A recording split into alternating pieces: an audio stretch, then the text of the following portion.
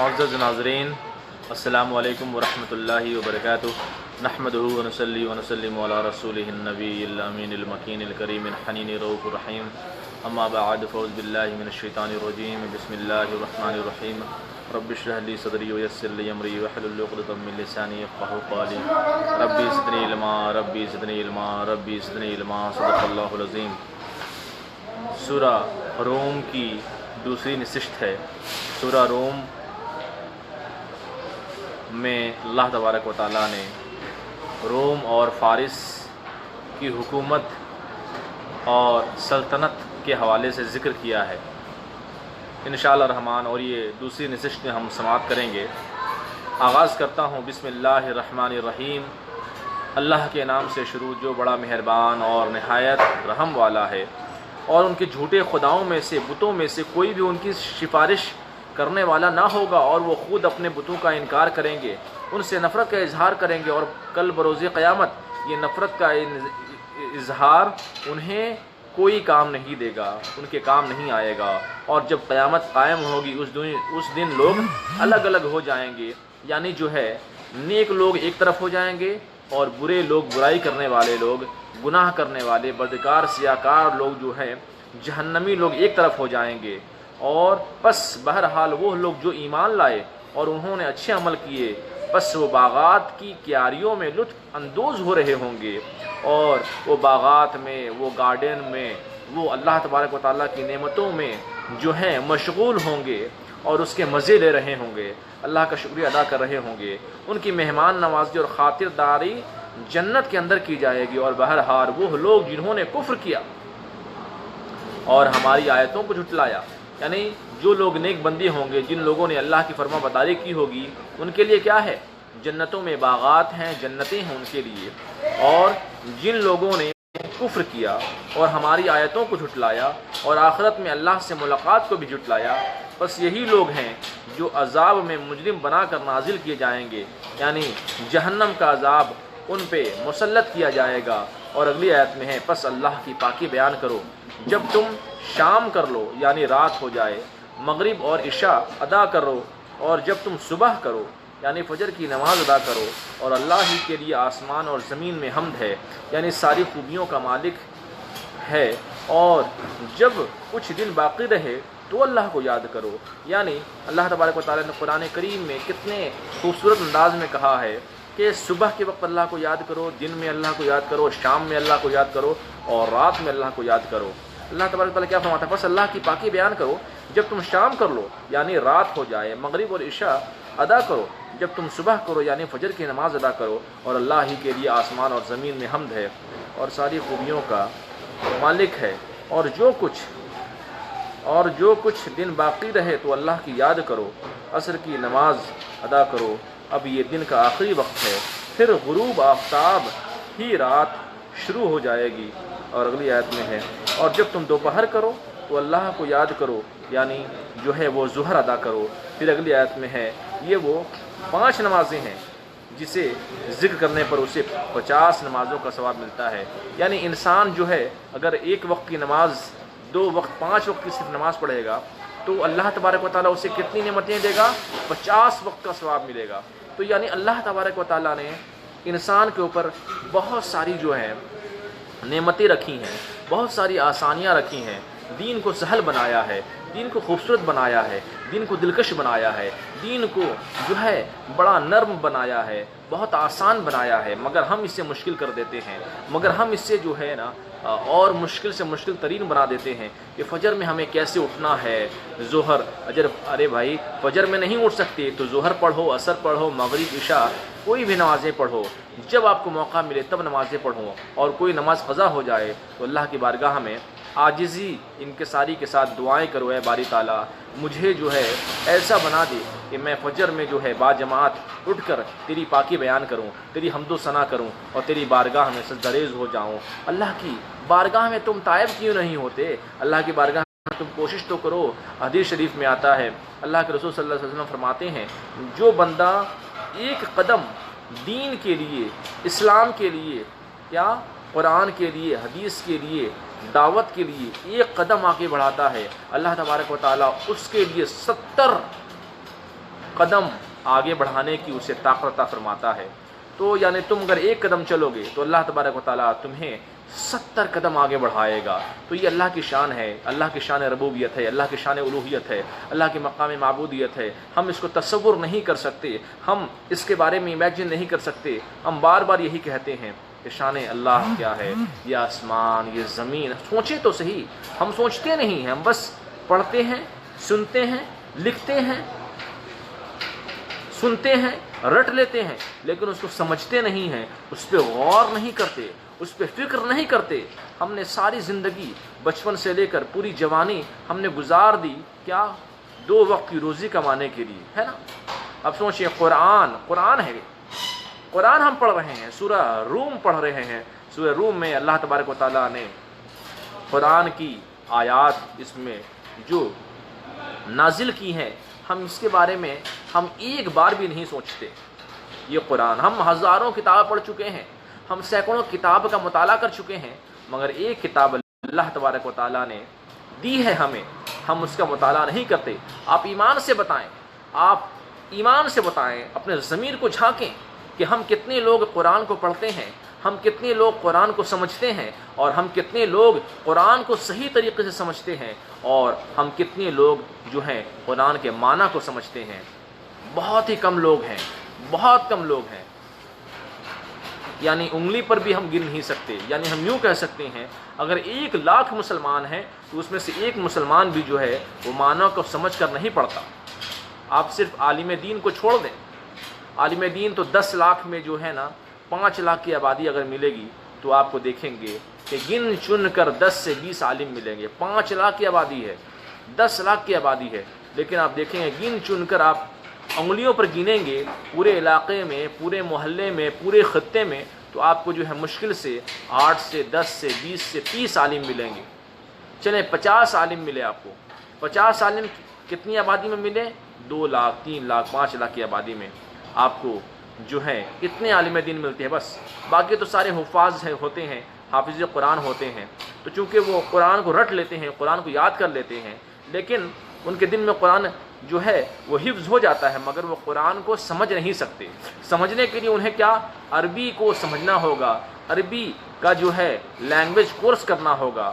اس کے لیے ان کو 3 سے 4 سے 5 سال تک مدرسے میں عربی زبان بہترین کرنی ہوگی۔ اس کے بعد احادیث سیکھنا ہوگا، اس کے بعد تفاسیر سیکھنی ہوگی، اس کے بعد حدیث کے گرامر سیکھنے ہوں گے کہ کون سی حدیث کیسے جو ہے وہ ضعیف ہوتی ہے، کون سی حدیث جو ہے وہ صحیح ہے، بخاری کیا ہے، مسلم کیا ہے، ترمذی کیا ہے، ابن ماجہ کیا ہے نا، نسائی کیا ہے۔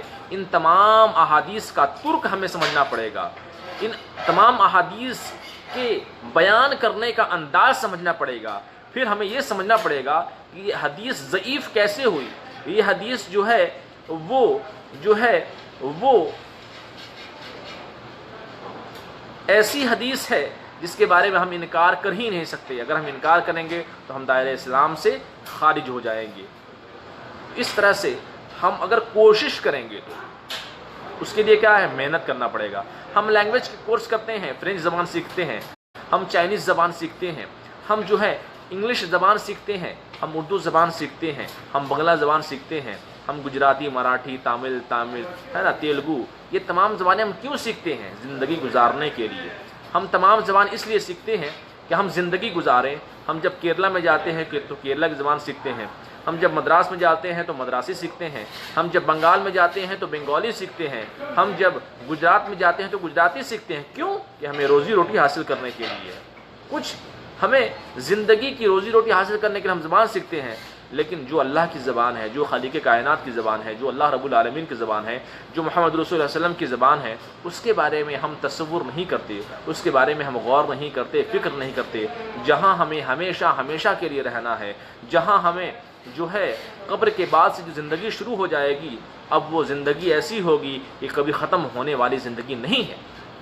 اور اگلی آیت میں اللہ تبارک و تعالیٰ نے کیا فرمایا کہ اس سے پہلے علماء فرماتے ہیں کہ جو نماز نہیں پڑھتا اس کی دعا قبول نہیں ہوتی، کیونکہ یہ نماز کا ذکر ہوا ہے اور نماز کے بارے میں کہا گیا ہے کہ فجر کی نماز پڑھو، دن کے اوقات میں ظہر، عصر، مغرب، عشاء کی نمازیں پڑھو، یعنی رات کے وقت نماز پڑھو، دن کے وقت نماز پڑھو، جب شام ہو جائے تو نماز پڑھو، اس کے بعد جو ہے صبح کے وقت بھی نماز پڑھو۔ اس طرح سے اللہ تبارک و تعالیٰ نے گناہ کو ختم کرنے کے لیے نماز کو 5 وقت میں رکھ دیا کہ جب بندہ نماز پڑھے گا تو اس کے جسم کی صحت بھی اچھی ہوگی، اس کا مائنڈ بھی فریش ہوگا، اور اس کے جسم کے اعضاء بھی جو ہیں وہ کلین ہو جائیں گے، اور جب وہ اللہ کی بارگاہ میں تسبیح بیان کرے گا تو اس کی آخرت بھی سنور جائے گی، اور اس کے زندگی کا جو بیلنس ہے وہ برقرار رہے گا۔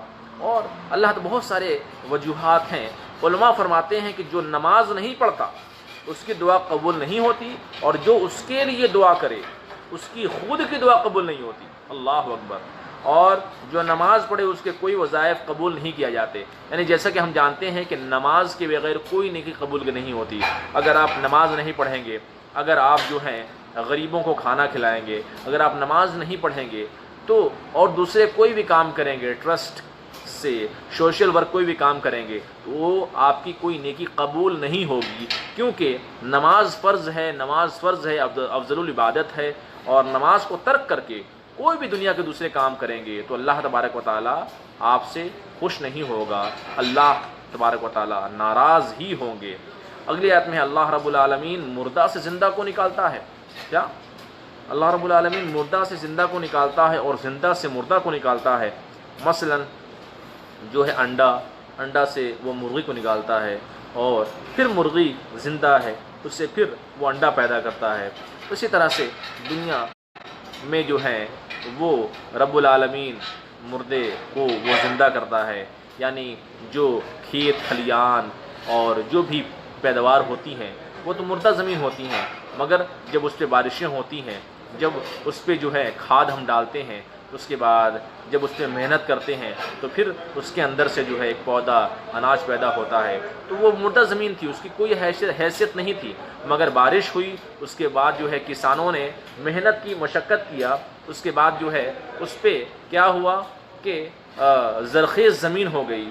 اب زرخیز زمین کے بعد جو ہے پانی مل رہی ہے، ہوا مل رہی ہے، اور جو ہے وہ ہم نے کچھ اناج اس میں ڈالا، اس کی وجہ سے ایک پودا تیار ہوا، دھان، گیہوں، جو اور جو ہے آم، اور جو جتنے بھی پھل ہیں، فروٹس ہیں، ویجیٹیبلس ہیں، یہ ساری چیزیں ہم کھانے کے لیے جو ہے وہ زمین سے اگاتے ہیں جو پہلے جو مردہ زمین تھی، مگر اللہ تبارک و تعالیٰ نے اس پانی اور اس کھاد کی برکت سے اس میں جان پیدا کر دی اور اس مردہ زمین کو زندہ کر دیا۔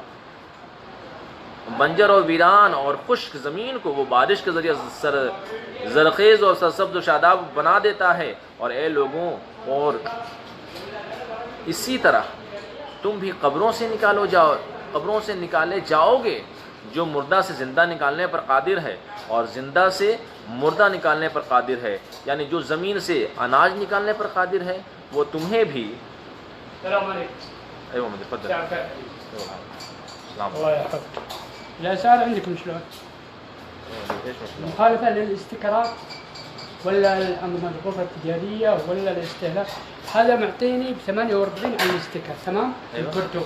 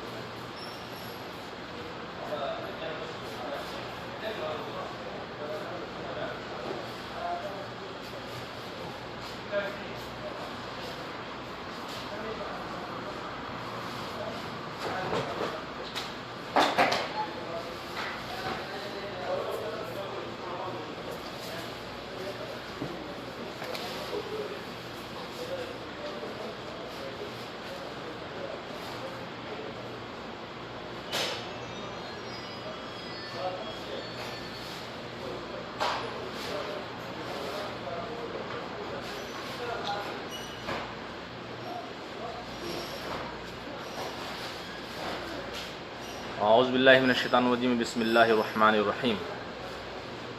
اللہ تبارک و تعالیٰ نے کیا ارشاد فرمایا کہ اللہ رب العالمین مردہ سے زندہ کو نکالتا ہے اور زندہ سے مردہ کو نکالتا ہے۔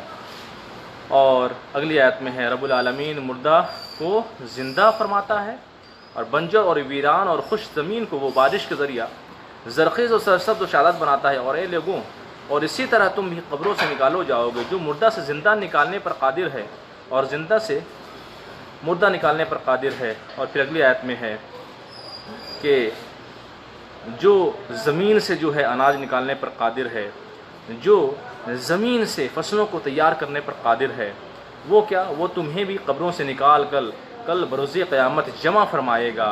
تو اس قیامت کے دن کی تیاری کرو۔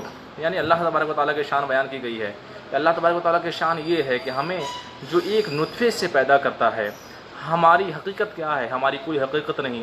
ہم ایک منٹ بھی کھڑے نہیں رہ سکتے، ہماری کوئی حقیقت نہیں ہے۔ ہم ایک منٹ بھی جو ہے اللہ کی مرضی کے بغیر جو کھڑے نہیں رہ سکتے۔ کوئی بھی درخت کا ایک پتا اللہ کی مرضی کے بغیر نہیں ہل سکتا ہے۔ اور ہرگز ہر گزرنے والا لمحہ ہمیں موت کے قریب لا رہا ہے۔ ہم تو برتھ ڈے کی خوشیاں مناتے ہیں، ہم تو یوم پیدائش کی خوشیاں مناتے ہیں، ہم تو جنم دن کی خوشیاں مناتے ہیں، لیکن اللہ تبارک و تعالیٰ کا کیا حکم ہے کہ تم یہ مناتے ہو کہ تم اس دن پیدا ہوئے تھے، مگر یہ کیوں نہیں سوچتے کہ تم موت کے قریب ہو رہے ہو، تم موت کے قریب ہو رہے ہو۔ تمہاری جو عمر ہے وہ 28 سال کی ہو گئی، لیکن کیا تم 28 سال، جب تم 1 سال کے تھے تو موت کے زیادہ قریب نہیں تھے، 2 سال 3 سال 10 سال 20 سال 28 سال کے جب تم ہو گئے تو موت کے تم اور قریب ہو گئے، یعنی تم موت کے قریب آ رہے ہو۔ تو تم موت کی تیاری کرو اور یہ خوشیاں مت مناؤ کہ تم 28 سال کے ہو گئے۔ 28 سال کے اس لیے ہو گئے کہ اب تمہاری موت قریب آ رہی ہے، اب تمہاری عمر ہو رہی ہے، تو تمہارے پاس عقل زیادہ ہو رہی ہے، تمہارے پاس علم زیادہ ہو رہی ہے، تو تقویٰ بھی زیادہ ہونا چاہیے، عمل بھی زیادہ ہونا چاہیے، اللہ کی حمد و ثنا بھی زیادہ ہونے چاہیے، اللہ کے لیے رکوع سجود اور قیام بھی زیادہ ہونا چاہیے، اللہ کی بارگاہ میں سجدہ ریزی بھی زیادہ ہونی چاہیے۔ اور اللہ کی نعمتوں اور قدرت کی نشانیوں کا جو ہے اب ذکر آئے گا کہ اور اس کی قدرت کی نشانیوں میں سے ایک نشانی یہ ہے کہ اللہ نے تمہیں مٹی سے پیدا کیا، یعنی آدم علیہ السلام کو، پھر تمہیں ایک پانی کے نطفے سے پیدا کیا۔ دیکھیں ابھی جو ہم نے ارشاد فرمایا کہ جو انسان کی کوئی حیثیت نہیں، انسان کی کوئی حقیقت نہیں، انسان جو ہے وہ بے بس ہے، انسان مجبور ہے، انسان جو ہے نا وہ خود ایک چیز بھی نہیں اٹھا سکتا۔ اور اللہ نے کیا ارشاد فرمایا؟ اور اس کی قدرت کی نشانیوں میں سے ایک نشانی یہ ہے کہ اللہ تعالیٰ نے تمہیں مٹی سے پیدا کیا۔ اور انسان کی حقیقت کیا ہے؟ آدم علیہ السلام کو اللہ تبارک و تعالیٰ نے مٹی سے پیدا کیا، اور پھر جب تم بشر ہو، یعنی پوری دنیا میں پھیلے ہوئے ہو، پوری کائنات میں تمہیں بشر کے طور پہ بنایا گیا ہے، یعنی تمہاری اس کائنات میں اس زمین پر ہر جگہ تم موجود ہو، اور اللہ نے انسان کو وہ ذہن عطا فرمایا اور وہ دماغ دیا، وہ عقل دی کہ سارے جنات اور سارے جاندار مل کر بھی اس عقل کو نہیں پہنچ سکتے ہیں۔ یعنی انسان کو وہ اللہ تبارک و تعالیٰ نے عقل دی ہے، وہ سمجھ دی ہے، وہ فکر دی ہے، اور وہ ذہن دیا ہے کہ وہ بڑے بڑے جانور، وہ بڑے بڑے آسمان میں اڑتے ہوئے پرندے، جنات، جاندار، سمندر کی مچھلیاں، سمندر کے جاندار، زمین کے اندر آسمان کو بھی جو ہے کی طاقت کو بھی جو ہے وہ سماعت کر رہے ہیں، اور اللہ تبارک و تعالیٰ کے نظام کو جو ہے وہ سوچ سکتے ہیں، وہ اس کے بارے میں فکر کر سکتے ہیں، اور اس کے بارے میں جو ہے تبلیغ کر سکتے ہیں۔ پھر اگلی آیت میں ہے اور اللہ کی قدرت کی نشانیوں میں سے یہ نشانی بھی ہے اللہ تعالیٰ نے تمہارے لیے خود تمہاری جانوں میں جوڑے بنائے، یعنی اللہ تبارک و تعالیٰ نے جو ہے انسان کو، جنات کو اور جاندار کو، جتنے بھی جاندار ہیں ان کے جوڑے بنائے، یعنی نر کے ساتھ مادہ بنایا، مذکر کے ساتھ مؤنث بنایا، تصغیر کے ساتھ تانیث بنایا۔ کیا اگر دنیا میں تمام کے تمام مرد ہوتے، یا دنیا میں تمام کے تمام عورتیں ہوتی، خواتین ہوتی، گرلز ہوتی، تو کیسے زندگی چلتی؟ یعنی ہر مرد کو جو ہے وہ عورت کی ضرورت ہوتی ہے، ہر شخص کو یعنی ہر بوائز کو گرلز کی ضرورت ہوتی ہے زندگی گزارنے کے لیے، افزائش نسل کے لیے جو ہے، اور اس طرح سے جو ہے ہر انسان وہ کس کی ضرورت چاہتا ہے؟ کہ خاتون اس کی زندگی میں آئے اور اس کے بعد جو ہے اس کی زندگی سکون کے ساتھ گزرے، اور اس کا نظام چلتا رہتا ہے۔ اور جیسا کہ جو ہے اللہ تبارک و تعالیٰ نے کیا ارشاد فرمایا پھر اگلی آیت میں ہے، اور یہ جوڑے اس لیے بنائے تاکہ تم سکون حاصل کرو، اور اللہ نے تمہارے درمیان محبت اور رحمت کو رکھ دیا۔ کیا؟ اور اللہ نے تمہارے درمیان محبت اور رحمت کو رکھ دیا کہ رشتہ داروں میں آپس میں نرمی پائی جاتی ہے، ہمدردی کے جو ہے وہ جذبات ہوتے ہیں۔ جب ہمیں کبھی بورنگ لگتی ہے، جب ہم کبھی جو ہے بور ہو جاتے ہیں، تو ہم اپنے بھائیوں سے، کزن بھائیوں سے، اپنے رشتہ دار سے، اپنے انکل سے، اپنے آنٹ سے اور دوسرے لوگوں سے گفتگو کرتے ہیں، تو ہمارے دل کو، ہمارے قلب کو بہت سکون ملتا ہے، بہت اطمینان ملتا ہے، بہت خوشی ملتی ہے۔ اور پھر اگلی آیت میں ہے، بے شک ان تمام باتوں میں ضرور نشانیاں ہیں اس قوم کے لیے جو غور و فکر کرتی ہیں، اور اللہ کی قدرت کی نشانیوں میں سے ایک نشانی یہ بھی ہے کہ آسمان اور زمین کی پیدائش اور تمہاری زبانوں کا اختلاف، یعنی عربی کو عربی کس نے سکھائی؟ ہندوستان میں جو ہندی بولی جاتی ہے، ہندیوں کو ہندی کس نے سکھائی؟ انگریز کو انگریزی کس نے سکھائی؟ چائنا کے رہنے والے کو چائنیز کس نے سکھائی؟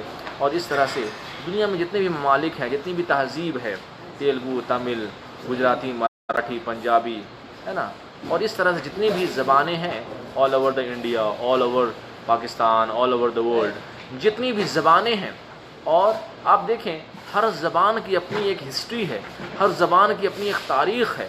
آپ دیکھیں عربی زبان کو دیکھ لیں، کتنی لمبی تاریخ ہے عربی زبان کی۔ آپ اسی طرح سے جو ہے ہندی زبان کو دیکھ لیں تو ہندی زبان کتنی زیادہ وسیع ہے۔ اب یہ کہاں سے وجود میں آئی ہندی زبان؟ سب سے پہلے اس زبان کو کس نے بولا، اس کے بعد کن کن لوگوں نے؟ آپ پنجابی زبان کو لے لیں، آپ جو ہیں مراٹھی زبان کو لے لیں، آپ تمل کو لے لیں، تیلگو کو لے لیں، اسی طرح جتنی بھی دنیا کی زبانیں ہیں، آپ غور کیجئے کہ اس زبان کا وجود کس نے پیدا کیا؟ اللہ تبارک و تعالیٰ نے۔ اللہ تبارک و تعالیٰ نے ساری زبان کا وجود پیدا کیا۔ یہ گریک زبان ہے، یہ انگلش زبان ہے، یہ لیٹن زبان ہے، اس کے بعد جو ہے یہ ترکی زبان ہے، اس کے بعد مصری زبان ہے، اس کے بعد جو ہے وہ جرمن زبان ہے، فرینچ زبان ہے۔ یہ ساری جو زبانیں ہیں، یہ جتنے بھی ممالک ہیں، یہ سب کی الگ الگ زبان ہے۔ آخر یہ زبان وجود میں کیسے آئی اور اس کا گرامر کس نے ایجاد کیا؟ بس وہ اللہ تبارک و تعالیٰ نے۔ وہ ہم اللہ تبارک و تعالیٰ کے شان کو سمجھ نہیں سکتے ہیں، اور یہ زبانیں اللہ ہی نے سکھائیں۔ زبانوں کا اپنا ایک اصل ہے، اپنی ایک تہذیب ہے، اپنی ایک تمدن ہے، اپنا ایک کلچر ہے، اور کوئی بھی زبان اپنی مادری زبان کو ترک کر کے دنیا میں ترقی نہیں کر سکتا۔ یعنی دنیا میں جو ہے بڑا مقام حاصل کرنے کے لیے کوئی بھی زبان کو، کوئی بھی لینگویج کو، اگر دنیا میں جتنے بڑے بڑے بھی ممالک جو ترقی پذیر ہیں، جو ترقی کر رہے ہیں اور ترقی کی عروج پر وہ پہنچ رہے ہیں، مثال کے طور پہ جو ہے امریکہ ہے، آج دیکھیں امریکہ پورے آل اوور دا ورلڈ راج کر رہا ہے، تو امریکہ کی زبان کیا ہے؟ انگریزی ہے۔ یو کے کی زبان کیا ہے؟ یو کے ہے، انگلش ہے، یعنی یو کے کی جو انگلش ہے وہ ہے۔ اب چائنا ترقی کیوں کر رہا ہے؟ کہ چائنا میں جو نیشنل لینگویج ہے وہ کون سی زبان ہے؟ چائنیز ہے۔ آپ انڈیا میں دیکھ لیں، انڈیا میں کیا ہوتا ہے کہ اگر آپ ہندی بولتے ہیں تو آپ کی قدر نہیں ہوتی۔ جتنی بڑی بڑی سیمینارز ہوتی ہیں، جتنے بھی بڑے بڑے محافل ہوتے ہیں، جتنے بھی بڑے بڑے جو سیمینار ہوتے ہیں، اس میں کیا ہوتا ہے؟ انگلش میں آپ گفتگو کرنی ہوتی ہے۔ آپ دیکھ لیں کہ اگر کوئی بھی ملک، آپ ترکی کو دیکھ لیں تو ترکی کا وہ جو پریسیڈنٹ ہے، ترکی کا جو وزیر اعظم ہے، ترکی کا جو پرائم منسٹر ہے، وہ انگلش میں گفتگو نہیں کرتا، وہ زیادہ تر گفتگو جو ہے وہ ترکی لینگویج میں کرتا ہے۔ اسی طرح سے ہم انڈیا میں گفتگو کس چیز کرتے ہیں؟ انگلش کی کرتے ہیں، انگلش کو کاپی کرتے ہیں۔ اس وجہ سے جو ہم پیچھے ہیں، اس وجہ سے جو ہے ہم پہلے اپنی مادری زبان کو اپنے ذہن میں سمیٹتے ہیں، چونکہ ہماری یہ مادری زبان ہے، ہمیں آتا ہے۔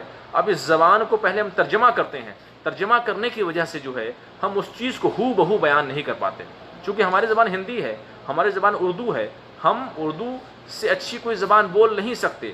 چاہے ہم پوری زندگی انگلش سیکھتے رہ جائیں، چاہے ہم پوری زندگی جو ہے وہ انگلش گرامر سیکھتے رہیں، انگلش ووکیبلری کو یاد کرتے رہیں، اس میں وقت ضائع کرتے رہیں، مگر ہماری اردو کا مقابلہ ہماری انگلش نہیں کر سکتی، ہماری مادری زبان کا مقابلہ ہماری ہے نا دوسری زبانیں جو ہم زندگی بھر سیکھتے رہیں گے وہ مقابلہ کبھی نہیں کر سکتی۔ کیوں؟ کیونکہ یہ ہماری مادری زبان نہیں ہے۔ تو اسی وجہ سے جو ہے آل اوور دا ورلڈ جو بھی ممالک ترقی کر رہے ہیں، جاپان میں کیا ہے؟ جاپانیز ہے، ہر کوئی آفیشیل لینگویج کیا ہے؟ جاپانی ہے۔ آپ انڈیا میں جائیں، آفیشیل لینگویج کیا ہے؟ انگلش ہے۔ چائنا میں آفیشیل لینگویج کیا ہے؟ چائنیز ہے۔ انڈیا میں آفیشیل لینگویج کیا ہے؟ انگلش ہے۔ اس کے بعد جو ہے اور یو کے میں، یو ایس میں ان کی تو مادری زبان وہی ہے۔ اسی وجہ سے جو ہے وہ ترقی کی راہ پہ جا رہے ہیں، کیونکہ کوئی بھی ٹیکنالوجی وغیرہ کو بنانا ہوتا ہے اس میں بہت سارے ماہرین کی ضرورت ہوتی ہے، اور ماہرین اپنے مادری زبان کو جتنی بہتر طریقے سے سمجھ سکتے ہیں اور دوسری زبان کو نہیں سمجھ سکتے ہیں۔ اور اگلی آیت میں ہے تمہاری زبانوں کا اختلاف، تمہارے رنگوں کا اختلاف، یہ بھی اللہ کی نشانیاں ہیں۔ یعنی انڈین لوگ کا کلر الگ ہوتا ہے، ان کی ہائٹ الگ ہوتی ہے، ان کی سوچ الگ ہوتی ہے، ان کی تہذیب الگ ہوتی ہے، ان کا تمدن الگ ہوتا ہے، ان کے سوچنے کا انداز الگ ہوتا ہے۔ اور جتنے بھی ویسٹرن کنٹریز ہیں، یو کے، یو ایس ہے نا، اور جتنے بھی جرمنی، پولینڈ، انگلینڈ، اور ان تمام لوگوں کا رہن سہن، ان کا کلچر، ان کی تہذیب، ان کا تمدن، ان کی مادری زبانیں اور وہاں کا موسم، یہ ساری چیزیں جو ہیں وہ الگ الگ ہوتی ہیں۔ یہ اللہ تبارک و تعالیٰ کی کیا ہیں؟ نشانیاں ہیں۔ یہ قرآن ہے۔ اللہ فرماتا ہے کہ تمہاری زبانوں کا اختلاف، تمہارے رنگوں کا اختلاف، یہ بھی اللہ کی نشانیاں ہیں۔ اور بے شک ان تمام باتوں میں جو جاننے والے ہیں اس جہاں میں اور جو شعور رکھتے ہیں، ان جاننے والوں کے لیے نصیحتیں ہیں، یعنی قدرت کی نشانیاں، یعنی جو جاننا چاہتے ہیں، جو کوشش کرتے ہیں، جو محنت کرتے ہیں، جو مشقت کرتے ہیں، جو قدرت کے بارے میں، جو خالق کائنات کے بارے میں، جو دین کو، جو اسلام کو سمجھنا چاہتے ہیں، ان کے لیے نشانیاں ہیں۔ کیا وہ اگر چاہیں تو کوئی بھی چیز کو دیکھ کر اس میں غور کریں تو وہ اللہ تبارک و تعالیٰ کی نشانیوں کو پائیں گے۔ اور اگلی آیت میں ہے بے شک ان تمام باتوں میں جو جاننے والے ہیں، اس جہاں میں جو شعور رکھتے ہیں، ان جاننے والوں کے لیے نصیحتیں ہیں، قدرت کی نشانیاں ہیں۔ اور اللہ کی قدرت کی نشانیوں میں سے یہ نشانی بھی ہے رات اور دن میں تمہارا سونا۔ اگر تمہاری نیند نہ ہوتی تو 3-4 دن کے بعد ہم بیکار ہو جاتے، کسی کے قابل نہ رہتے۔ یعنی اللہ تبارک و تعالیٰ نے کیا فرمایا کہ یہ دن کا ہونا، یہ رات کا ہونا، یعنی اللہ تبارک و تعالیٰ نے دن اس لیے بنایا کہ تم دن میں جو ہے اللہ کی پاکی بیان کرو، دن میں جو ہے دن میں تم دنیا کے افعال یعنی اپنے رزق کی تلاش کرو، تم رزق کو تلاش کرو، اور جب رات ہو جائے تو تم سکون حاصل کرو۔ رات بھر تو چونکہ تم نے آفس میں، جاب پہ وقت دیا ہے تو تم رات میں جو ہے اللہ کی پاکی بیان کرو، اللہ کا ذکر کرو، اور اس کے بعد جو ہے تم سو جاؤ، چونکہ جو تم نے دن بھر کام کیا ہے اس کے لیے، اس کی تھکاوٹ کو دور کرنے کے لیے تم رات میں سکون حاصل کرو۔ اور پھر اگلی آیت میں ہے کہ اگر ایسا ہوتا کہ دن بڑے ہوتے تو تم جو ہے وہ دن بھر کام کرتے اور لگاتار 3-4 دن کام کرتے رہتے، اگر راتیں نہ ہوتیں تو تم بیکار ہو جاتے۔ اگر ہم لگاتار 3-4 دن کام کرنے لگ جائیں تو ہم تھک جائیں گے، ہمیں نیند آتی ہے، اور نیند کی وجہ سے جو ہے جب ہمیں نیند آتی ہے تو سکون ملتا ہے۔ اگر ہم نہیں سوئیں گے تو جس کی وجہ سے جو ہے ہم انکانشیس ہو جاتے ہیں، ہمارے جسم کے اعضاء کام کرنا نہیں چاہتے اور ہم چاہ کر بھی کام نہیں کر پاتے ہیں۔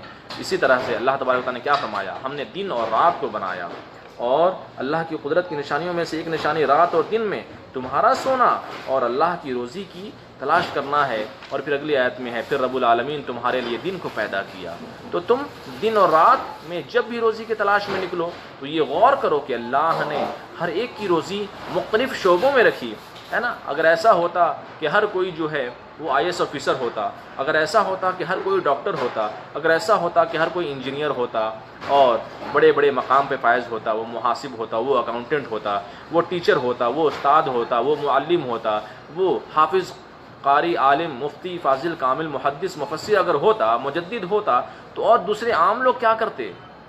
وہ کس طرح زندگی گزارتے؟ یعنی کوئی مزدوری کر رہا ہے، کوئی جو ہے وہ ٹیکسی چلا رہا ہے، کوئی گاڑیاں چلا رہا ہے، کوئی پھل بیچ رہا ہے، کوئی جو ہے وہ دوسرے ملکوں کی سیر کر رہا ہے، کوئی انفارمیشن لے رہا ہے، کوئی خبریں دے رہا ہے، کوئی جو ہے وہ دنیا کے دوسرے کاموں میں مشغول ہے۔ کیوں؟ اس طرح سے تمہارا نظام چلے گا، اس طرح سے تمہارا زندگی کا سسٹم چلتا ہے۔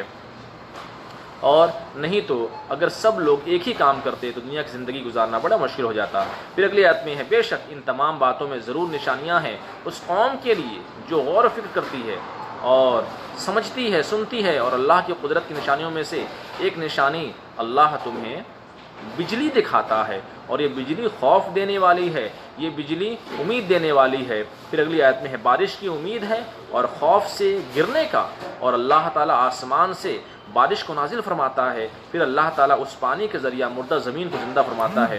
آپ سوچیں، اللہ تبارک و تعالیٰ جو ہے، انسان نا امید ہو جاتا ہے، انسان یہ سوچتا ہے کہ بارش نہیں ہو رہی ہے، یہ جو ہے ہمارے کھیت کھلیان ہم نے اتنی محنت مشقت کی جو ہے، اس کے بعد جو ہے ہم کیا کریں، ہم تو اللہ ہی پر امید رکھتے ہیں۔ بیچارہ کسان زندگی بھر محنت کرتا رہا، وہ جو ہے دھان کے موسم میں وہ دھان اگا رہا ہے، گیہوں، جو اور اس طرح سے چنا اگا رہا ہے، اور دوسرے اغراض کو، دوسرے سامان کو وہ اگا رہا ہے، اس کو جو ہے اس کی پیداوار کے لیے وہ اکٹھا ہو رہا ہے۔ لیکن اگر ایسا ہو کہ بارش ہی نہ ہو تو کیا اس کی ساری محنت ضائع ہو جائے گی، اس کی ساری محنت برباد ہو جائے گی، اور جو ہے اس کا پیسہ، اس کی محنت سب عکارت میں مل جائے گی۔ مگر اللہ تبارک و تعالیٰ نے کیا فرمایا کہ میں اس پہ بارش دیتا ہوں، جس کی وجہ سے جو ہے پانی ہوتا ہے، اور پھر جو بنجر زمین ہے، جو زمین پہ کاشتکاری نہیں ہو سکتی تھی، اس پہ کاشتکاری ہوتی ہے، اور اس کے بعد جو ہے وہ زمین کے ذریعے اللہ تبارک و تعالیٰ اناج اور پودے اگاتا ہے، اور پھر ہم اپنی زندگی میں وہ چیز کھاتے ہیں، استعمال کرتے ہیں۔ پھر اگلی آیت میں ہے، بے شک ان تمام باتوں میں اس قوم کے لیے عبرت کی نشانیاں ہیں، اللہ کی قدرت کی نشانیاں ہیں، جو عقل رکھتی ہے، جو سمجھ رکھتی ہے۔ یعنی اگر آپ غور نہیں کریں گے، کوئی بت کی پوجا کرتا ہے، کوئی مورتیوں کو پوجتا ہے، کوئی کالی، درگا مائی، آسمان، زمین، پیڑ پودوں کی جو پوجا کرتا ہے، جو پیڑ پودوں کی جو پرستش کرتا ہے، جو پیڑ پودوں کو خدا سمجھتا ہے، ان کے لیے کیا ہے؟ ان کے لیے کچھ بھی نہیں ہے۔ لیکن جو مومن ہیں، جو مسلم ہیں، جو ایمان والے ہیں، جو قرآن کو سمجھتے ہیں، جو اللہ رب العالمین کی وحدانیت کا اعلان کرتے ہیں، وہ ہر بات پہ اگر غور کریں گے تو اس پہ جو ہے اللہ تبارک و تعالیٰ کی شان، اور اس پہ جو ہے اللہ تبارک و تعالیٰ کا اس میں نشانی، ان کو نشانی سمجھ میں آئے گی، اور اللہ کی حکمت اور اللہ کی قدرت نظر آئے گی۔ اور اللہ کی نشانیوں میں سے ایک نشانی کہ آسمان اور زمین اللہ کے حکم سے قائم ہے۔ آپ دیکھ لیں، اتنا بڑا آسمان جو ہے وہ ہمارے اوپر ہے، ساتوں آسمان ہیں، اور ایک آسمان کے اندر جو ہے ہزاروں کروڑوں تارے ہیں، اور ایک تارہ وہ زمین سے کروڑوں گنا بڑا ہے، ایک تارہ آسمان میں وہ زمین سے کروڑوں گنا بڑا ہے۔ ہم جس پہ رہتے سہتے ہیں، ہم اپنے ایک ملک کو دیکھ نہیں سکتے، ہم اپنے ملک کو جو ہے ہم اپنے ملک کو وزٹ نہیں کر سکتے۔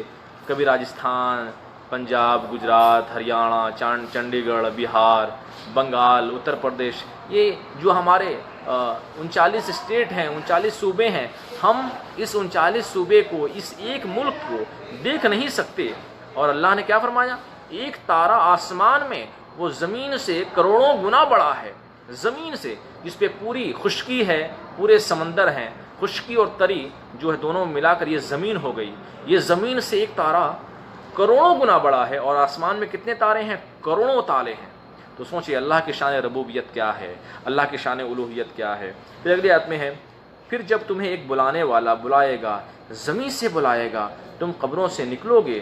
یعنی حضرت اسرافیل علیہ السلام جو ہے وہ دوسری مرتبہ سور پھونکیں گے، اسی وقت تم زمین سے باہر نکل جاؤ گے۔ یعنی پہلی مرتبہ جب اسرافیل علیہ السلام جو ہے وہ سور پھونکیں گے تو سارے کے سارے لوگ، ساری مخلوق جو ہے وہ مر جائے گی، اس کے بعد سارے انسان مر جائیں گے، اور دوسری بار جب وہ سور پھونکیں گے تو جتنی انسان آدم علیہ السلام سے لے کر بروز قیامت تک، ہے نا، جتنے بھی لوگ پہلی سور پھونکنے تک مرے تھے، سارے کے سارے لوگ، پوری انسانیت وہ زندہ ہو جائے گی۔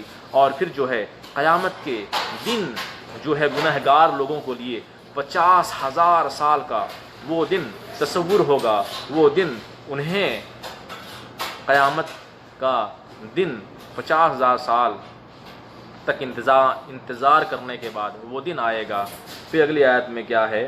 اور اللہ ہی کے لیے وہ تمام چیزیں ہیں جو آسمان میں ہیں اور جو زمین میں ہیں۔ کیا آسمان میں جو چیزیں ہیں، جتنی بھی سائنسدانوں نے یہ ریسرچ کیا، یہ تحقیق کی کہ انہوں نے جو وہ دنیا کو دیکھا ہے وہ اللہ کی قدرت کا 1% ہے، 2% ہے، 3% ہے یا 4% ہے، یعنی عطارد، زہرہ، زمین، مریخ، مشتری، زحل، یورینس، نیپچون، پلیٹو، والکن، یہ ساری جو پلانٹس ہیں، اللہ تبارک و تعالیٰ نے جو پلانٹس بنائے ہیں وہ پوری اللہ کی کائنات کا وہ صرف 4% ہے، یعنی 96% وہ ابھی سائنسدانوں نے، تحقیق کرنے والوں نے، ریسرچر نے ابھی تک تحقیق کیا ہی نہیں ہے۔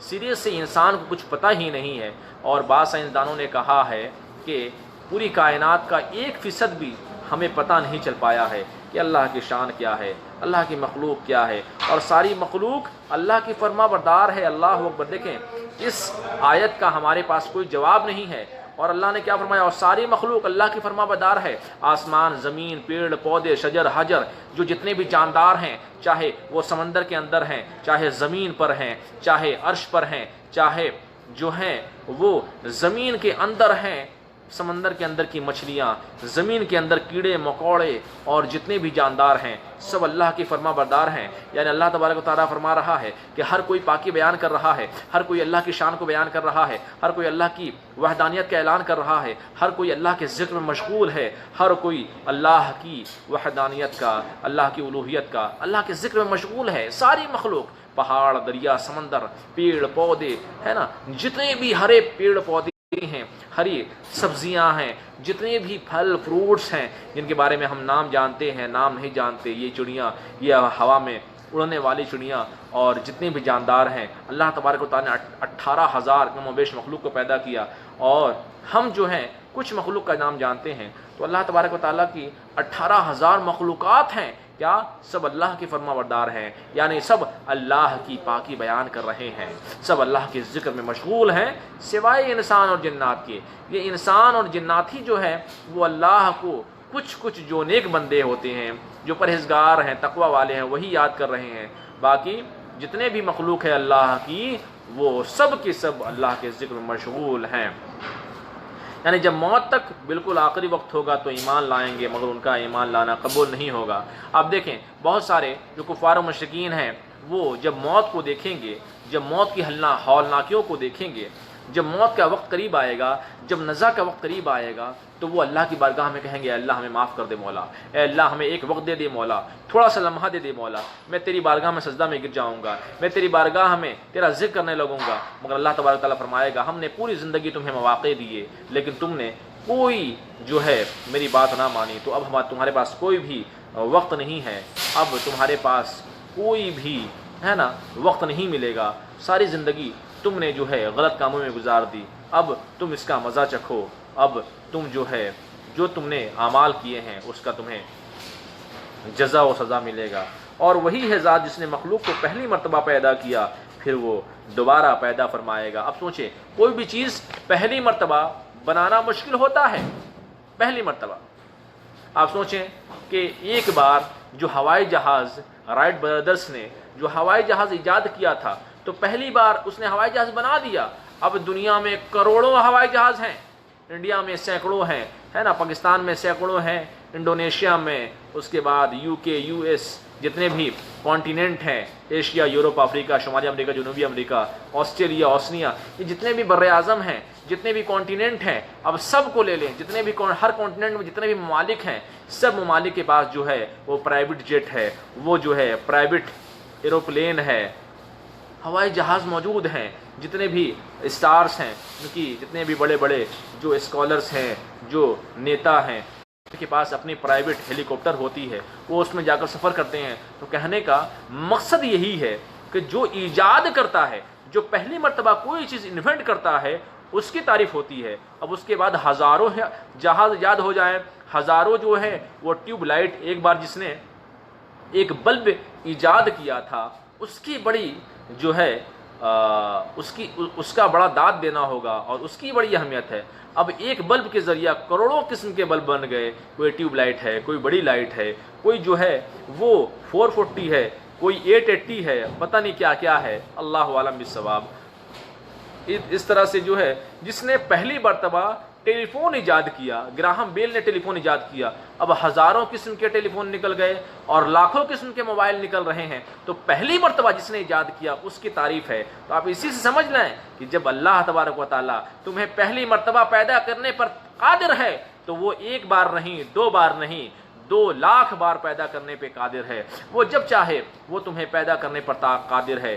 جب تمہارا کوئی وجود ہی نہ تھا تب تمہیں اس نے پیدا کر دیا، اب اس کے بعد جو ہے پھر وہ تمہیں اسی مٹی میں ڈال دے گا، منہا خلقناکم وفیہا نعیدکم، اس کے بعد جو ہے پھر اسی مٹی سے اللہ نے تمہیں بنایا تھا، اسی مٹی میں اللہ نے تمہیں گاڑ دیا، اب اسی مٹی سے اللہ تبارک و تعالیٰ پھر تمہیں زندہ کرے گا، اور وہ بار بار زندہ کرنے پر قادر ہے۔ اس کے لیے بڑی آسان چیز ہے، اس کے لیے بڑی ہے نا بہت آسان کام ہے، اور وہ اس پر زیادہ آسان ہے تمہاری سمجھ کے مطابق۔ یعنی کفار و مشرکین اس بات کو مانتے نہیں تھے کہ ساری کائنات کو اللہ نے پیدا کیا، مگر اس بات کو نہیں مانتے کہ ہمیں دوبارہ پیدا کیا جائے گا۔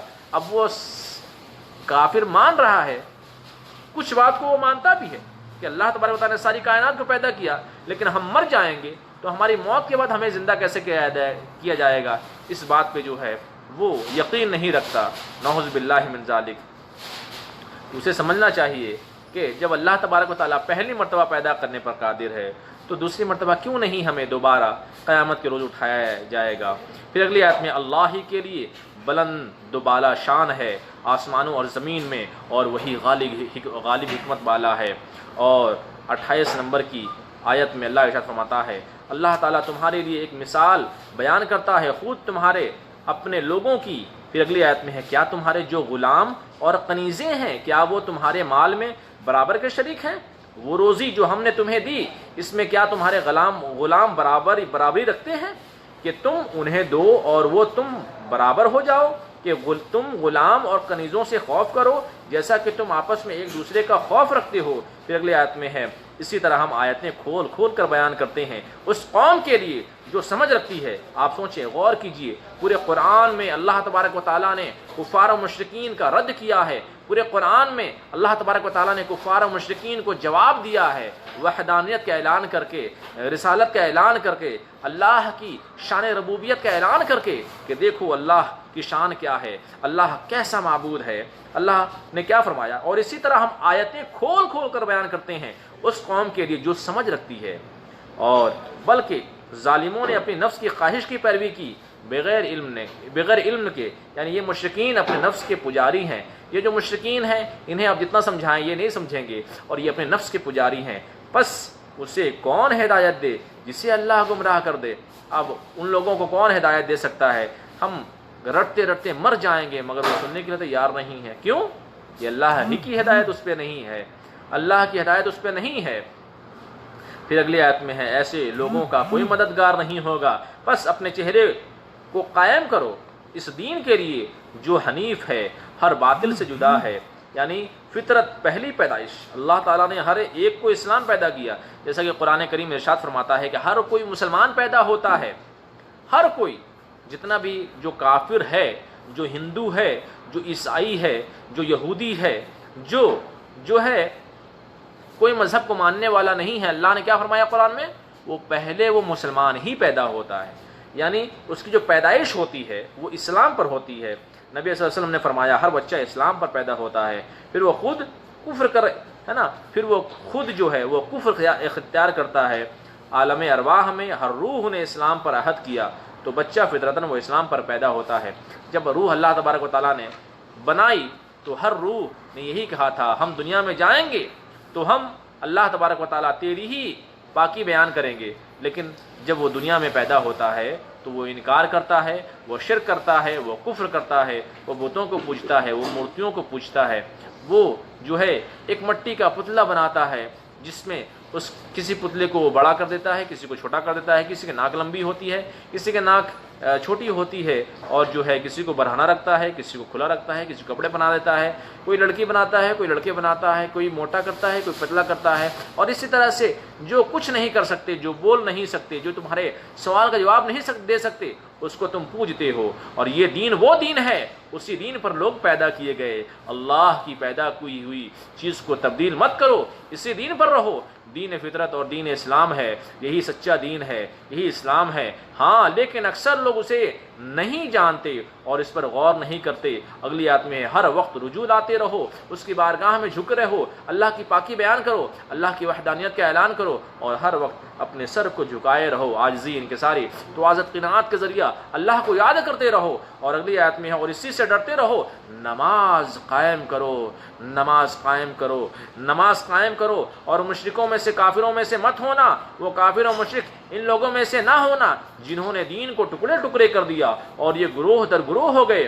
اب یہ کفار و مشرکین، کوئی کالی مائی کو پوجنے لگا، کوئی آسمان کو پوجنے لگا، کوئی چاند کو پوجنے لگا، کوئی ستارے کو پوجنے لگا، کوئی جو ہے درخت کو پوجنے لگا، کوئی برگد کے درخت کو پوجنے لگا، کوئی درگا کو پوجنے لگا، کوئی شیر کو پوجنے لگا، کوئی گائے کو ماتا کہنے لگا، ہے نا، ایک جانور ہے وہ کچھ بھی نہیں کر سکتی لیکن اسے پوجنے لگا۔ اس طرح سے زمین کو پوجنے لگا، آسمان کو پوجنے لگا، انسان کو پوجنے لگا، بھگوان کہنے لگا، وہ دنیا کی جتنی بھی مخلوقات ہیں اللہ کی اس کو وہ خدا ماننے لگا اور دین کو وہ ٹکڑے ٹکڑے کر دیا۔ یہ گروہ در گروہ ہو گئے، الگ الگ گروہ بن گئے۔ کیا ہم اس کی پوجا کریں گے؟ کالی مائی کی جو پوجا کرنے والا ہے جو وہ بنگال میں ہے، جو درگا کو پوجنے والا ہے بنگال میں ہے، جو شیو کو پوجنے والا ہے وہ کسی اور، ہے نا، اس طرح سے وہ گروہ بن گئے، الگ الگ گروہ بن گئے اور اس طرح سے ہر ایک نے اپنا من گھڑت دین بنا لیا، من گھڑت مذہب بنا لیا، جس کو جو چیز سمجھ میں آئی، ہاں چاند کی پوجا کرتے ہیں چاند کو پوجنے لگا، کسی نے آسمان کی پوجا کرتے ہیں آسمان کو پوجنے لگا، زمین کو پوجنے لگا، تاروں کو پوجنے لگا، ستاروں کو پوجنے لگا۔ اس طرح سے جو ہے وہ جو ان کے دل میں آیا، ان کے آبا و اجداد کو اس نے وہ دین بنا لیا۔ اور پھر اگلی آیت میں ہے ہر گروہ کے پاس جو بھی کچھ ہے وہ اسی پر خوش ہے، یہودی مذہب یہودی پر خوش ہے، عیسائی پر خوش ہے، ہندو پر خوش ہے، اور اس طرح سے جو ہے کفار و مشرکین، حالانکہ وہ سوچتے نہیں، ہے نا، وہ کبھی غور نہیں کرتے، وہ کبھی فکر نہیں کرتے، وہ اس کے بارے میں سوچتے نہیں کہ وہ کون سا دین اختیار کیے ہیں۔ ہم ہندوؤں سے پوچھتے ہیں، ہم غیر مسلموں سے پوچھتے ہیں کہ تم بدھ کی پوجا کیوں کرتا ہے، تم جو ہے وہ مورتی کو کیوں پوجتا ہے؟ وہ کہتے ہیں کہ ہمارے آبا و اجداد کیا کرتے تھے، ہمارے باپ دادا کیا کرتے تھے۔ میں سوال کرتا ہوں کون سی کتاب میں ہے، لا کر دیکھا، وہ کہتے ہیں کہ اس کتاب میں ہے۔ ہم اس سے سوالات مانگتے ہیں، اس سے ہم وجہ مانگتے ہیں، لیکن کیا وہ منہ کو پیچھے کرتا جاتا ہے اور اس کی کوئی وجہ نہیں بیان کرتا، اس نے کوئی چیز کو بیان نہیں کرنا، بس وہ ہر دھرمی پہ لگے رہتے ہیں۔ اور اگلی آیت میں کیا ہے؟ اللہ کے نزدیک دین تو صرف اسلام ہی ہے، یعنی دین کیا ہے؟ صرف اسلام ہے، اسلام ہی ایک ہی دین ہے اور کوئی دین نہیں ہے۔ اور جب انسان پہ کوئی مصیبت آتی ہے تو وہ اپنے رب کو یاد کرتا ہے، اس کی طرف عاجزی کرتے ہوئے جھکتے ہوئے اپنے رب کو یاد کرتا ہے۔ آپ انسان کو دیکھ لیجئے کہ جب بھی ایگزامینیشن کا وقت آتا ہے، جب بھی جو ہے بیماری ہو جاتی ہے، کینسر ہو گیا، مریض ہو گیا، جو ہے باپ مریض ہے، بیٹا مرض ہو گیا، بچے کی طبیعت خراب ہو گئی، نیمونیا ہو گیا، اس کو جو ہے ٹائیفائڈ ہو گیا، اس کو جو ہے پیر میں ایکسیڈنٹ ہو گیا، ہاتھ میں ایکسیڈنٹ ہو گیا، سر پہ جو ہے وہ ٹیومر ہو گیا اور طرح طرح کی بیماریاں ہو جاتی ہیں، وہ بیماری ہاسپٹلائز ہو گیا، آپریشن ہو رہا ہے، دانت کا آپریشن ہو رہا ہے، اسکن کا آپریشن ہو رہا ہے، آنکھ کا آپریشن ہو رہا ہے نا، اسکن کا آپریشن ہو رہا ہے، اور اس طرح سے کان کا آپریشن ہو رہا ہے، دماغ کا آپریشن ہو رہا ہے، دل کا آپریشن ہو رہا ہے، دل میں سوراخ ہو چکا ہے، طرح طرح کی بیماریاں ہیں۔ جب وہ بیماری آتی ہے وہ مسجد میں جاتا ہے، اللہ سے خوب دعائیں کرتا ہے، مشکلات میں اللہ کو یاد کرتا ہے، جیسے مشکل ختم ہو جاتی ہے وہ اللہ کو بھول جاتا ہے، وہ گناہوں میں، وہ دنیا کی زندگی میں مشغول ہو جاتا ہے، معاذ اللہ نماز کو بھی ترک کر دیتا ہے، نماز کو بھول جاتا ہے کہ اسی اللہ سے اس نے دعائیں کی تھی اور اللہ کی دعا اور اللہ کے اذن کی برکت سے اور اللہ کے ذکر کی کرنے کی برکت سے جو ہے اس پہ کرم ہوا، اور جو اس میں بیماریاں عائد ہوئی تھیں، جب اس پہ بیماریاں آئی تھیں وہ سب بیماریاں دور ہو گئیں۔ اللہ کے نزدیک دین تو صرف اسلام ہے، اور جب ہم اپنی طرف سے رحمت پہنچاتے ہیں مشکل دور ہو جاتی ہے، خوشحالی کے ایام آتے ہیں، اس وقت ان میں سے ایک گروہ اپنے رب کے ساتھ شرک کرنے لگتا ہے، بتوں کی پوجا کرنے لگتا ہے۔ اب دیکھیں کفار و مشرکین کا بھی یہی حال تھا، جب جو ہے ان کے پاس مصیبت آتی تھی تو وہ جو ہے اللہ کو یاد کرتے تھے، مگر جیسے ہی مصیبت ختم ہو جاتی تھی وہ بت کو پوجنا شروع کر دیتے تھے، وہ شرک کرنے لگتے تھے، وہ کفر کرنے لگتے تھے۔ تو اسی طرح سے ان کافروں کا بھی یہی حال تھا۔ اور اگلی آیت میں ہے اس لیے کہ وہ اپنی نعمتوں پر ناشکری کرتے ہیں۔ کیا؟ ان نعمتوں پر ناشکری کرتے ہیں۔ اللہ تبارک و تعالیٰ نے جسم دیا، جان دیا، زبان دیا، آنکھ دیا، ہے نا، اپنے اسکین دیے، اتنے خوبصورت جسم دیے، طاقت دی، توانائی دی، جسم کو ہر طرح سے صحت مند بنایا، مگر کیا؟ اس لیے وہ اپنی نعمتوں پر ناشکری کرتے ہیں، اور جو ہم نے انہیں دیا اس پر وہ ناشکری کرتے ہیں۔ اور اگلی آیت میں ہے پس تم دنیا میں تھوڑا برت لو، یعنی تھوڑا دنیا کا مزہ اٹھا لو، دنیا میں عیش کر لو، دنیا میں عیش و عشرت کی زندگی گزار لو، پس ان قریب تم اللہ کے عذاب کو جان لو گے، تم اللہ کے عذاب کو، اللہ کی سختیوں کو، اللہ کے سزا کو تم جان لو گے۔ اور کیا ہم نے ان پر کوئی دلیل کو نازل کیا؟ کیا ان کے پاس کوئی دلیل ہے؟ یہ شرک کرتے ہیں، یعنی ان کے پاس کوئی دلیل ہے جو یہ شرک کرتے ہیں، جو اللہ کے ساتھ کسی کو شریک کرتے ہیں؟ کیا ان کے پاس کوئی دلیل ہے؟ کیا ان کے پاس کوئی پروف ہے کہ وہ شرک جو کرتے ہیں وہ کیوں کرتے ہیں؟ ان کے پاس کوئی پروف ہونا چاہیے، ان کے پاس کوئی ثبوت ہونا چاہیے۔ جو یہ شرک کر رہے ہیں، جو یہ اللہ کو جھٹلاتے ہیں، جو یہ اللہ کی کتابوں کو جھٹلاتے ہیں، جو قرآن کو جھٹلاتے ہیں، جو حدیث کو جھٹلاتے ہیں، ان کے پاس کوئی ثبوت نہیں ہے، ان کے پاس کوئی پروف نہیں ہے۔ کیا ہم نے ان پر کوئی دلیل کو نازل کیا؟ کیا ان کے پاس کوئی دلیل ہے؟ یہ شرک کیوں کرتے ہیں؟ یہ کفر کیوں کرتے ہیں؟ یہ گناہ کیوں کرتے ہیں؟ کہ وہ دلیل انہیں ہمارے شریک بتا رہی ہے؟ کیوں دلیل نہیں؟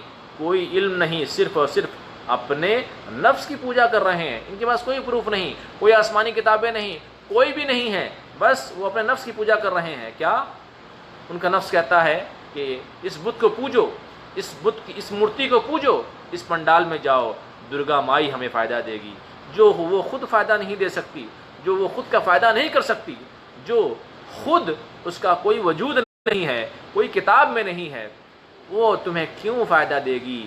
وہ تو ایک پتھر ہے، وہ تو ایک پتھر ہے، وہ تو ایک اسٹون ہے، پتھر ہے، اس کی کوئی وقت نہیں، اس کی کوئی عزت نہیں، اس کی کوئی حقیقت نہیں، اس کی کوئی ریالٹی نہیں۔ اور اگلی آیت میں ہے اور جب انسان کو ہم رحمت پہنچاتے ہیں، نعمتوں کی بارشیں کرتے ہیں، بے انتہا خوشیاں عطا کرتے ہیں، تو لوگ اس پر غرور اور تکبر کا شکار ہو جاتے ہیں۔ آپ جو ہیں آج کے دور میں دیکھ لیں کہ انسان جو ہے تھوڑی سی دولت آ گئی تو غرور کرتا ہے، تکبر کرتا ہے، سینہ چوڑا کرتا ہے، اور یہ کہتا ہے میرے پاس پیسے کی فراوانی ہے، پیسے کی بہتات ہے، ہر لمحہ خوشیاں ہی خوشیاں ہیں، میرے پاس بڑے بنگلات ہیں، میرے پاس گاڑیاں ہیں، میرے پاس باڑیاں ہیں، میرے پاس تو پیسے کی فراوانی ہے، پیسے کی بہتات ہے، ہر لمحہ خوشیاں ہی خوشیاں میسر ہیں۔ وہ سینے کو چوڑا کر دیتا ہے نا، بڑے اچھے جو ہیں وہ ڈریسز پہنتا ہے، خواتین کے ساتھ وقتوں کو گزارتا ہے، اور غرور کرتا ہے، تکبر کرتا ہے، فخر کرتا ہے، کیا کہ میرے پاس اتنا کچھ ہو گیا ہے۔ لیکن بدبخت تیری حقیقت کیا ہے؟ ذرا اپنی حقیقت کو دیکھ۔ اللہ نے کیا فرمایا؟ جب انسان کو ہم رحمت پہنچاتے ہیں، جب انسان کو ہم اپنا رحم فرماتے ہیں، جب ان پہ جو ہے فضل و کرم فرماتے ہیں، نعمتوں کی بارشیں کرتے ہیں، نعمتوں کی بارشیں یعنی دولت مند بنا دیتے ہیں، یعنی اسے گڈ ول دیتے ہیں، اسے عزت دیتے ہیں، اسے شہرت دیتے ہیں، اسے دنیا میں عروج پہ پہنچاتے ہیں، مقام اسے عطا کرتے ہیں، اور بے انتہا خوشی عطا کرتے ہیں، یہ قرآن ہے، تو لوگ اس پر غرور اور تکبر کا شکار ہو جاتے ہیں۔ اور اگر ان کے پاس کوئی مصیبت آتی ہے، اب دیکھیں یہ کیا، یہ رحمت کو اللہ نے بیان کیا، اب دیکھیں دوسری جانب اللہ تبارک و تعالیٰ نے کیا اس کے برخلاف فرمایا کہ اور اگر ان کے پاس کوئی مصیبت آتی ہے ان کے اپنے ہاتھوں کے گناہوں کی وجہ سے، تو اس وقت وہ مایوس ہو جاتے ہیں۔ اب سوچیں، انہوں نے زنا کیا، انہوں نے چوری کی، انہوں نے بد کلامی کی، انہوں نے غلط الفاظ کا استعمال کیا، انہوں نے بد اخلاقی کی، انہوں نے غلط زبان اور غلط افعال کے ذریعہ انہوں نے کیا کیا؟ کسی کو تکلیف دے دیا، کسی کو دل دکھا دیا، تو کیا ہوا؟ وہ اس سے ناراض ہو گیا، اور اس سے ناراض ہونے کے بعد اس نے کمپلین کر دیا، اور کمپلین کے بعد جو ہے اس کی سزا ہو گئی، ہے نا، اسے جیل بھیج دیا گیا، اس نے زنا کیا، اس کی سزا ہو گئی، اس نے کسی کو جو ہے مار دیا، اس کو سزا ہو گئی، کسی نے ظلم کر دیا، اس کی اسے سزا ہوئی۔ اسی طرح سے جو بھی مصیبتیں آئیں تو اس کے اپنے اعمال کی وجہ سے آئی ہے، مگر کیا اللہ کی شان میں بے ادبی کرتا ہے۔ جب انسان کو کوئی مصیبت آتی ہے تو کیا کرتا ہے؟ اللہ کی شان میں بے ادبی کرتا ہے، کیا کہتا ہے؟ اے اللہ، ہم سے کون سی خطا ہو گئی تھی کہ ہم کو یہ سزا ہمیں مل رہی ہے؟ ارے بدبخت، تم نے کون سا اچھا کام کیا تھا دنیا میں؟ تم نے پوری زندگی نمازوں کو قضا کیا، تم نے پوری زندگی جو ہے وہ اللہ کو ناراض کیا، تم نے پوری زندگی جھوٹ بولا، تم نے پوری زندگی جو ہے آنکھوں کا زنا کیا، ہاتھوں کا زنا کیا، پیروں کا زنا کیا، ہے نا، زبان کا زنا کیا، کان کا زنا کیا، جسم کے اعضاء کا زنا کیا، ہے نا، بڑا بڑا تم نے گناہ کیا، گناہ کبیرہ کیا، پوری زندگی تو گناہ ہی میں گزارا، اوپر سے پوچھتا کیا ہے اللہ ہم سے کون سی خطا ہو گئی تھی جس کی ہمیں سزا ہو رہی ہے نا۔ ایسا لگتا ہے کہ وہ بہت بڑا عالم ہے اور بہت نیک عمل کرنے والا ہے، جبکہ وہ کتنا بڑا جو بدبخت انسان ہے، چوری چماری بدبختی اس کے نس نس میں بھری ہوئی ہے، مگر تھوڑی سی مصیبت آتی ہے تو کیا کہتا ہے؟ اے اللہ ہم سے کون سی خطا ہو گئی جو ہم کو ایسا ستا رہا ہے، معاذ اللہ، ہم سے کون سی خطا ہو گئی جس کی وجہ سے تو ہم سے یہ امتحان لے رہا ہے، اے اللہ جو ہے ہم سے کون ہم نے کون سا غلط کام کیا تھا کہ اللہ تبارک و تعالی ہم پہ یہ معاذ اللہ۔ بہت سارے لوگ ایسے الفاظ کا استعمال کرتے ہیں کہ ویسا الفاظ کا استعمال کرنا کفر ہے۔ اگر کوئی کہہ دے کہ اللہ تبارک و تعالی ہم پہ جو ہے وہ ظلم کر رہا ہے، معاذ اللہ، کفر ہو گیا یہ۔ اگر کوئی کہہ دے کہ اللہ تبارک و تعالی ہم سے کون سی خطا ہو گئی کہ ہم پہ یہ مصیبت ڈال دیا، تو یہ لزومی کفر ہے، یہ کفر ہے۔ اللہ اتنا بڑا رحیم ہے، اتنا بڑا کریم ہے، اس کے باوجود تم اللہ کی رحمتوں کو، اللہ کی نعمتوں کو نہیں دیکھ سکتے۔ پھر اگلی آیت میں کیا ہے؟ کیا انہوں نے نہ دیکھا؟ بے شک اللہ تعالیٰ جس کے لیے چاہتا ہے روزی کشادہ کرتا ہے اور جس کے لیے چاہتا ہے روزی تنگ کر دیتا ہے۔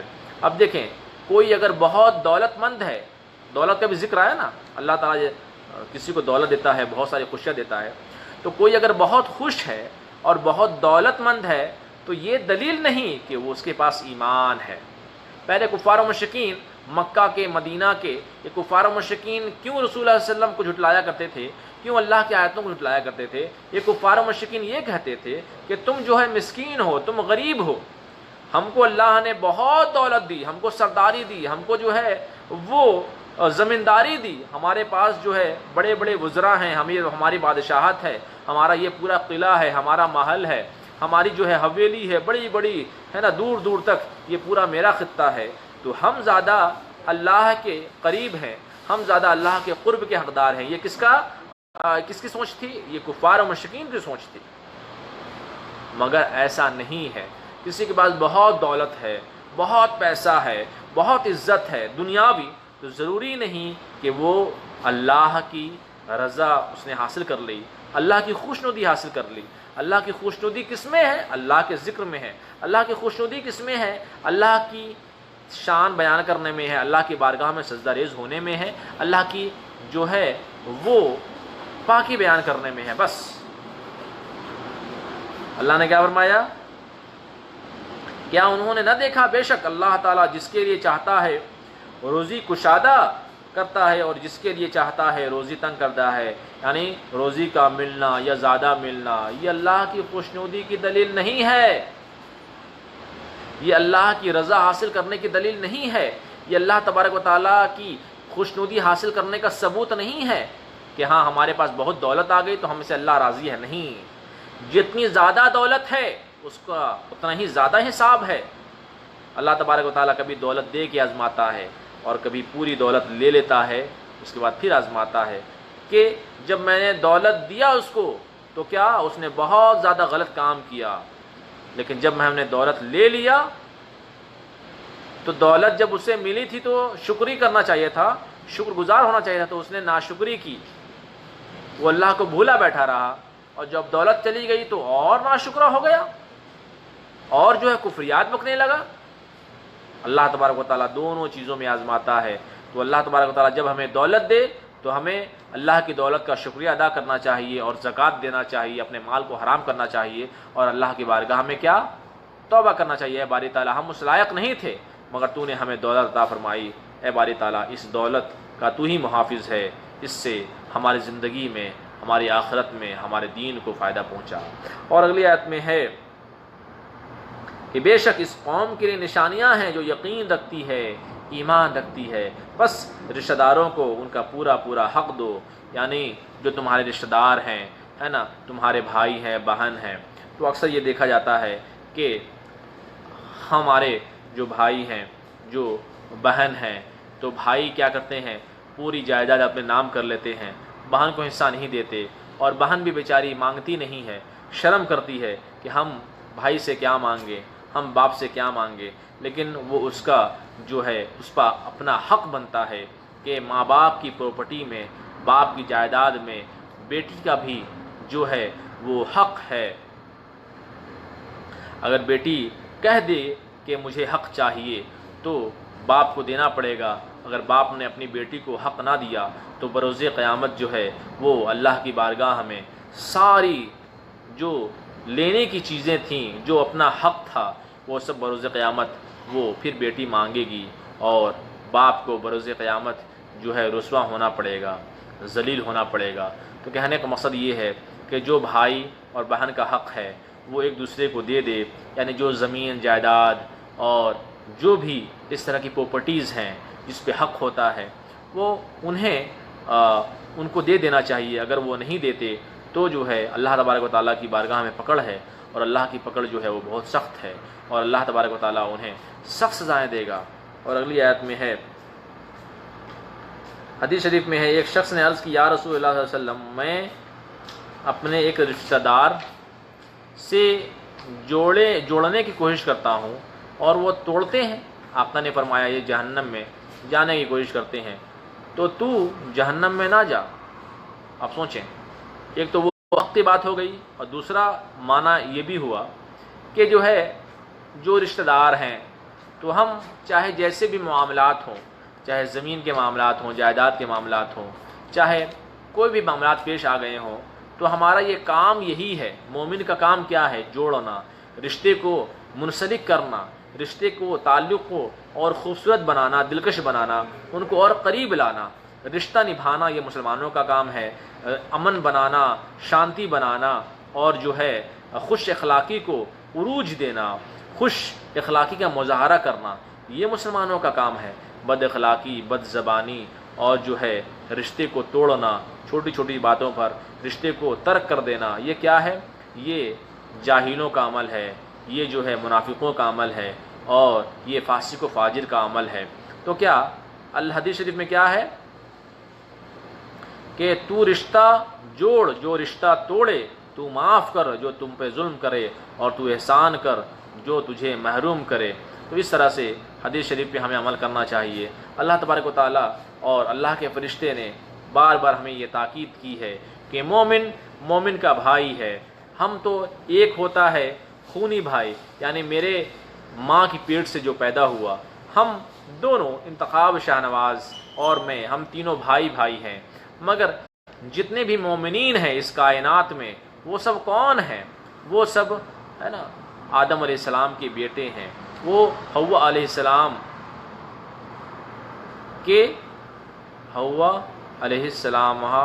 کے جو ہیں وہ بیٹے ہیں۔